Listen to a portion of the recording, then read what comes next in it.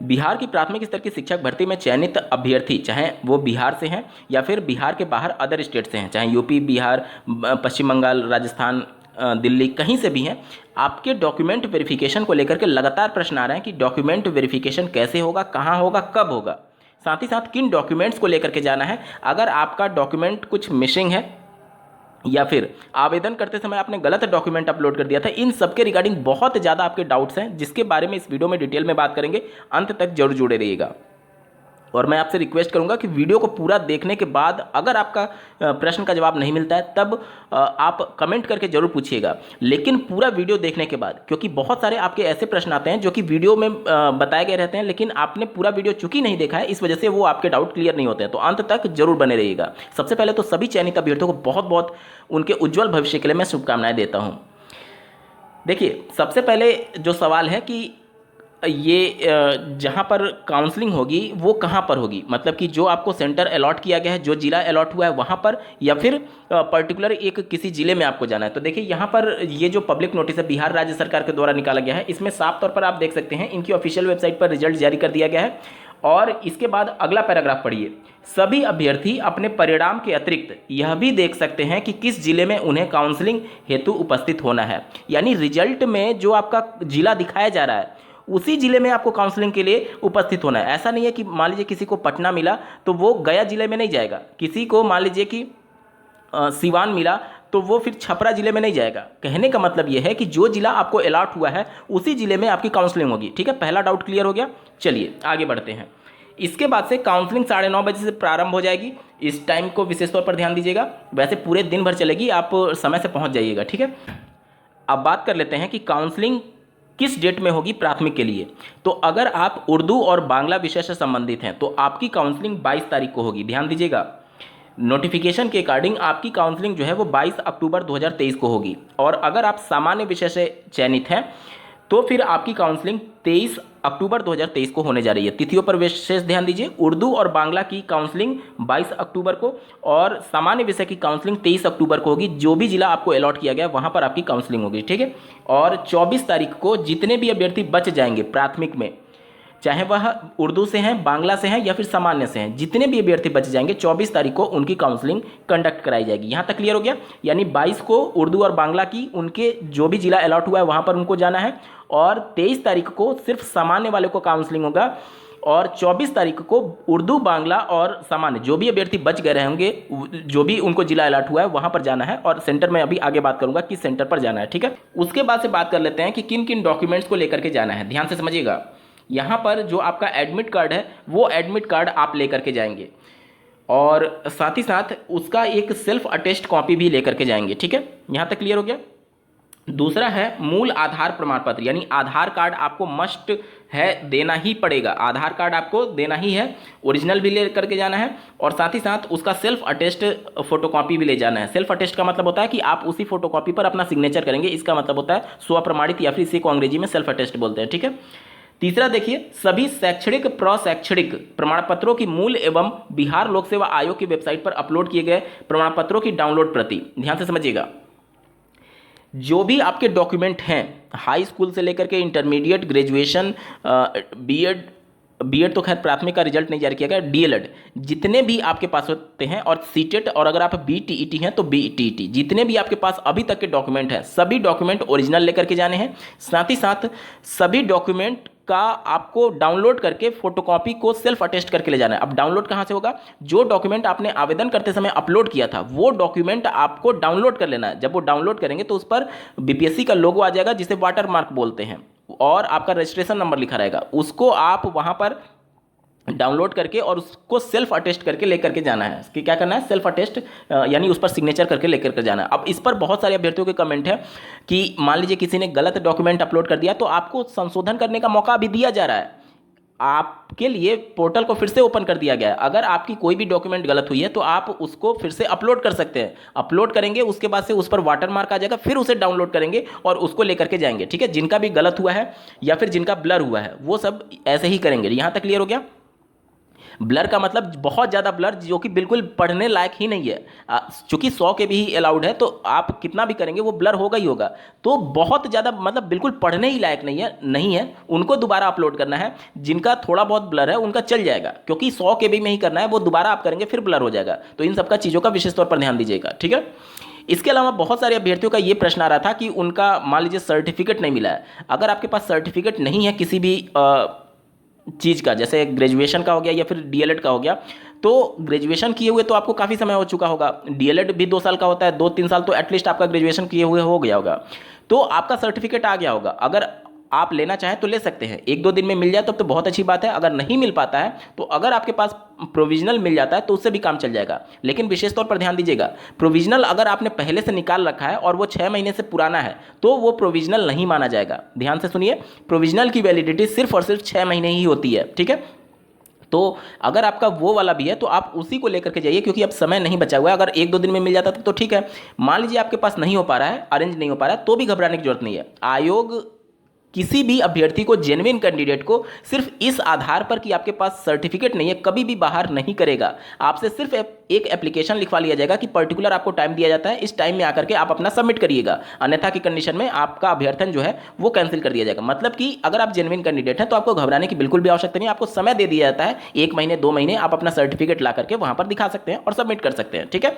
जिस भी जिले में आप काउंसलिंग कराएंगे वहां का जो जिला बेसिक शिक्षा अधिकारी कार्यालय होता है, जैसे यूपी में आप देखेंगे तो बीएसए कार्यालय जिसे बोलते हैं, वो परमानेंट होता है, वहीं पर रहता है, वो स्पेशली कैंप नहीं होता है, वो जिला बेसिक शिक्षा अधिकारी का कार्यालय होता है, वहां पर चीजें, वहीं से आपकी ज्वाइनिंग और ये सभी चीजें होती हैं। और बिहार में भी यही तरीके से हो रहा है। आगे मैं आपके बारे में, इसके बारे में डिटेल में बात करूंगा। तो जिनके भी डॉक्यूमेंट कम है या फिर नहीं मिले हैं या फिर जो भी है, घबराने की बिल्कुल भी आवश्यकता नहीं है। जैसे डीएलएड वाले अभ्यर्थी जिनका पहले वो अपलोड कर दिए थे इंटरनेट वाला रिजल्ट का कॉपी, अब उनके पास ओरिजिनल आ चुका है।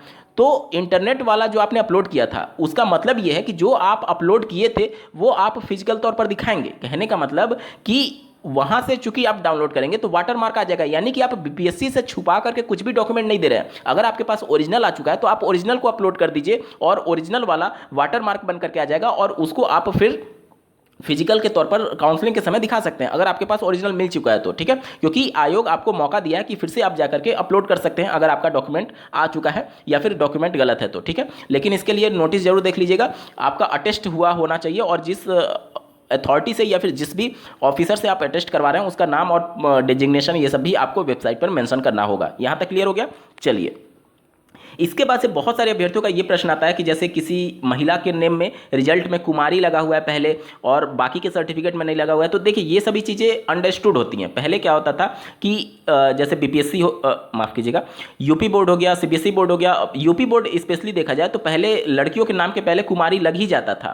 जैसे कि बाय डिफ़ॉल्ट अगर कोई मेल है तो उसके नाम के पहले आप श्री लगाते हैं और कोई विवाहित महिला है तो श्रीमती लगाते हैं। उसी प्रकार से बाय डिफ़ॉल्ट ये माना जाता था कि यूपी बोर्ड में कि लड़की है तो उसके नाम के पहले बाय डिफॉल्ट वो कुमारी लग करके आता था। तो इसको लेकर के आयोग कभी भी आपको परेशान नहीं करेगा, ठीक है। आपका आगे नाम के आगे कुमारी लगा है नहीं लगा उससे कोई मतलब नहीं होता है, बिल्कुल मन से टेंशन निकाल दीजिए। साथ ही साथ बहुत सारे ऐसे कैंडिडेट हैं जिनके डॉक्यूमेंट में कुछ गलती है, स्पेलिंग में, ये सब चीज़ों में। तो अभी तो चूंकि आपके पास समय नहीं है काउंसलिंग में, चूंकि अब पार्टिसिपेट करना है तो अब करेक्शन करने का समय नहीं है।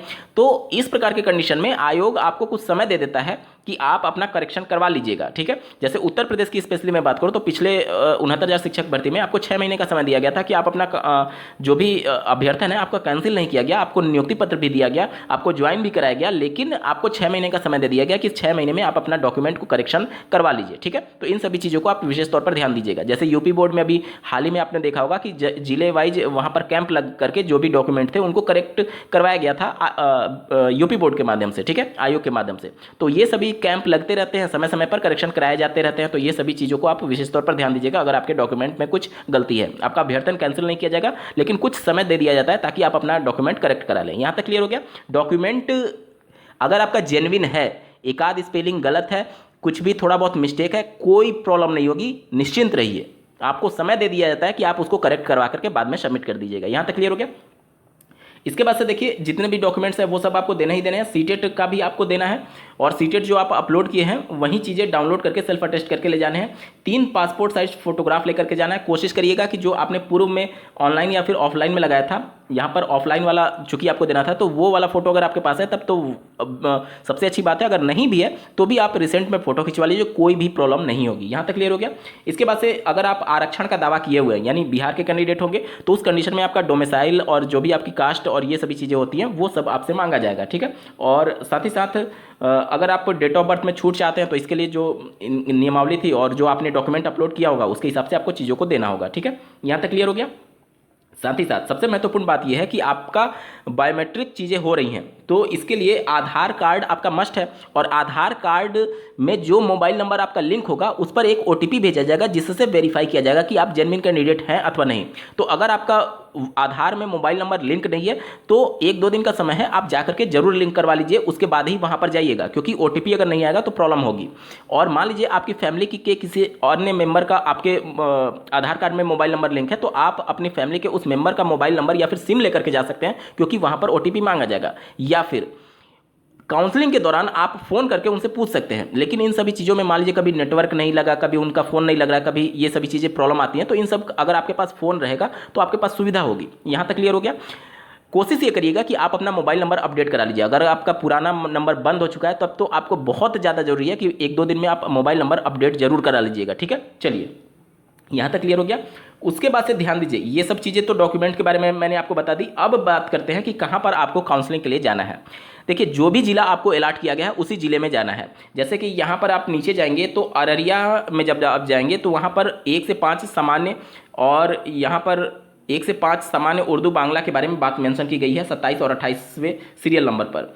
लेकिन बाकी के जिलों में आप देखेंगे तो वहां पर प्राइमरी का जिक्र नहीं किया गया। लेकिन इसी नोटिफिकेशन में चूंकि मेंशन किया गया है कि आपको किस जिले में काउंसलिंग कराना है, वो आपके रिजल्ट में मेंशन है, आपको कौन सा जिला अलॉट किया गया उसी पे काउंसलिंग कराना है। अब बाकी के जिले में चूंकि मेंशन नहीं है लेकिन सभी विषय लिखा गया है। चूंकि बीपीएससी के जो चेयरमैन है उन्होंने 43 विषय की बात की थी, यानी कि उसमें प्राइमरी के भी 3 सब्जेक्ट लेकर के वो चल रहे थे, सामान्य, उर्दू और बांग्ला। यानी कि विषय में प्राइमरी के भी चीज़ों को कंसिडर किया जा रहा है, उनकी बातों से स्पष्ट है, ठीक है। यानी मान लीजिए अगर आपको पटना अलॉट हुआ है तो पटना के शहीद राजेंद्र सिंह उच्च माध्यमिक विद्यालय गर्दनी बाग पटना में आपको जाना है, और यहां पर सभी विषय यानी कि माध्यमिक का भी, उच्च माध्यमिक का भी और प्राइमरी का सभी का यहीं पर काउंसलिंग होगा। और डेट के अकॉर्डिंग आपको जाना है। जैसे कि मान लीजिए आपका उर्दू से था तो उर्दू वाला किस डेट में जाएगा, मैंने आपको बताया, उर्दू वाला जाएगा, ध्यान से देखिएगा, 22 अक्टूबर 2023 को। और अगर आप सामान्य विषय से थे तो आप 23 अक्टूबर 2023 को जाएंगे। और अगर आपका बच गया है, मतलब काउंसलिंग नहीं हो पाया किसी भी कारणवश 22 और 23 तारीख में,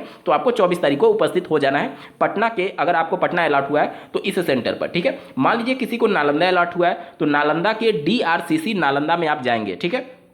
इसके बाद से मान लीजिए किसी का बक्सर में अलॉट हुआ है तो MP उच्च विद्यालय बक्सर में वो जाएगा। और यहाँ पर सभी विषय, चाहे आप माध्यमिक के हैं, उच्च माध्यमिक के हैं, प्राइमरी के हैं, प्राइमरी में भी 3 सब्जेक्ट है, तो आप अपना सब्जेक्ट वाइज शेड्यूल देख लीजिए कि किस डेट में है, उसी डेट में आपको इस पर्टिकुलर जिले के इस पर्टिकुलर सेंटर पर जाना है, ठीक है। ये सब कुछ आप देख सकते हैं। सभी जिलों का टोटल 38 जिले हैं बिहार में, और 38 जिला का यहाँ पर कहाँ पर काउंसलिंग होगा वो सेंटर यहाँ पर मेंशन किया गया है, ठीक है। तो प्राइमरी वाला जो भी अभ्यर्थी है, जो भी जिला आपको अलॉट हुआ है, उस जिले के पर्टिकुलर इस सेंटर पर जाना है, जो कि इस पब्लिक नोटिस में बातें मेंशन की गई हैं, ठीक है। तो यहां तक मैं समझता हूं कि आपके सभी डाउट्स को मैंने क्लियर करने की पूरी कोशिश की है। जितने भी प्रश्न थे मैंने पूरी कोशिश की है कि सबको कवर कर लूं। एक बार फिर से मैं समराइज कर देता हूं कि प्राइमरी के जितने भी कैंडिडेट हैं उनको काउंसलिंग के लिए उसी जिले में जाना है जो कि आपको जिला अलॉट किया गया है, आपके रिजल्ट में वो शो कर रहा होगा। उसके बाद से सेंटर आप इस लिस्ट में देख सकते हैं किस डेट में काउंसलिंग होगी। तो उर्दू और बांग्ला के लिए 22 तारीख है और सामान्य के लिए 23 तारीख है। अगर 22 और 23 में अगर आप काउंसलिंग नहीं करा पा रहे हैं तो आप 24 तारीख में काउंसलिंग करा पाएंगे, और पर्टिकुलर जिस जिले में अलॉट हुआ है उस जिले का सेंटर यहाँ पर दिया गया है। ये पब्लिक नोटिस आपके लिए बहुत महत्वपूर्ण है। मैं ये पब्लिक नोटिस आपको लिंक के तौर पर दे रहा हूँ, जो कि आप इस वीडियो के डिस्क्रिप्शन में डाउनलोड कर सकते हैं, लिंक दिया गया है, ठीक है। आपको फिर से बहुत बहुत ढेर सारी शुभकामनाएं आपके रिजल्ट के लिए और उज्जवल भविष्य के लिए। इस वीडियो को देखने के लिए आपका बहुत बहुत धन्यवाद। भगवान करे आपका दिन शुभ हो।